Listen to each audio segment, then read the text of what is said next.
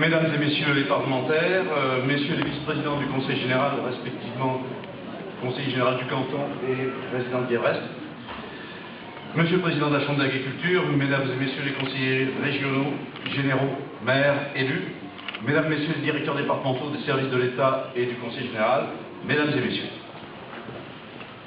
Monsieur le sous-préfet, vous avez découvert aujourd'hui notre foire de septembre après avoir inauguré celle d'avril il y a quelques mois. Vous avez donc le privilège d'avoir une vue globale de nos manifestations, même s'il est vrai que parfois les conditions météo faussent un peu les choses, ou en tout cas les modifient. Et c'est vrai que, heureusement, les conditions défavorables de samedi, qui se sont nettement améliorées hier, nous permettent aujourd'hui d'avoir le soleil, et bien agréable, malgré un terrain parfois difficile à pratiquer. La 789e édition de la foire de septembre possède une particularité, puisque la foire agricole se tient aujourd'hui 15 septembre au lieu du 14 traditionnel. Cette situation provient bien sûr du fait que le 14 tombe un dimanche cette année, jour qui n'accueille jamais la foire agricole.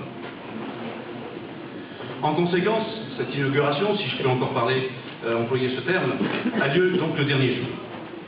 C'est une situation qui se reproduira l'année prochaine, mais cette fois dans la tradition du 14, puisque ce sera lundi 14.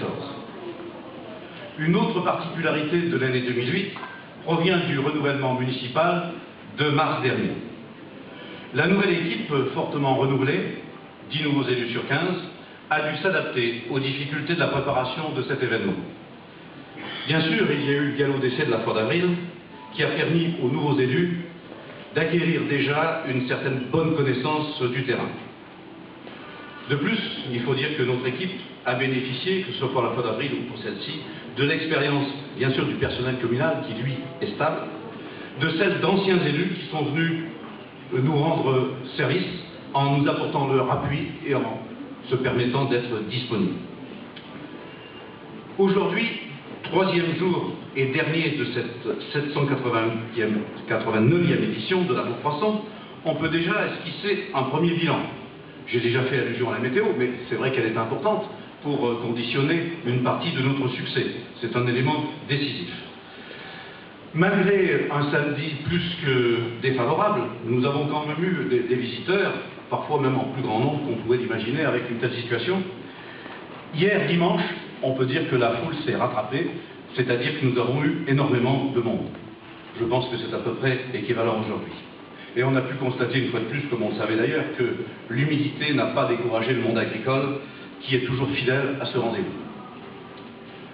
Avec le cortège officiel, nous avons visité avec les villages le pôle agricole qui regroupe les organisations départementales.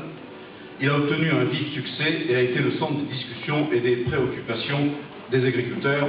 Le président de la Chambre, évidemment, interviendra plus en détail sur ce point. Aux côtés de ce stand, il y a bien sûr les éleveurs charolais, les éleveurs de vin qui constituent aussi un point incontournable de la foire.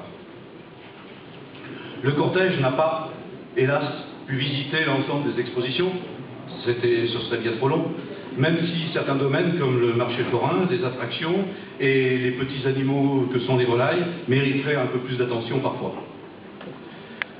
Nous avons eu cette année la satisfaction de ne pas voir la foire perturbée par diverses épizooties et autres maladies de toutes sortes, même s'il y en a qui restent de façon sous-jacente une préoccupation pour le monde agricole, en tout cas pas de grippe aviaire, ce qui nous a permis d'avoir une exposition de volailles tout à fait normale. Pour terminer ces quelques mots, je voudrais remercier bien sûr tous les services et toutes les personnes qui nous ont apporté leur appui. Notre équipe tente, comme vous le savez, de maintenir la foire dans sa tradition, c'est souvent une question qui m'est posée, et il s'agit de maintenir cette ambiance conviviale de la foire, mais en même temps, bien entendu, il nous faut nous interroger sur l'évolution qui est à imaginer et qu'il faut prendre en compte les changements économiques de toutes sortes de notre temps. Il faudrait, comme disait quelqu'un de plus important que moi, Georges Bernanos, ne pas subir l'avenir, mais le faire. Merci.